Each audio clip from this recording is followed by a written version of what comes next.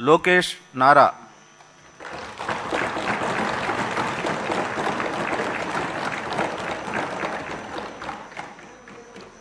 నారా లోకేష్ అనే నేను శాసనసభ సభ్యుడినైన ఎన్నిక అయినందుకు శాసనం ద్వారా నిర్మితమైన భారత రాజ్యాంగం పట్ల నిజమైన విశ్వాసం విధేయత చూపుతానని, భారతదేశ సార్వభౌమ అధికారాన్ని సమగ్రతను కాపాడుతానని, నేను స్వీకరించబోయే కర్తవ్యాలను శ్రద్ధాశక్తులతో నిర్వహిస్తానని దైవ సాక్షిగా ప్రమాణం చేస్తున్నాను.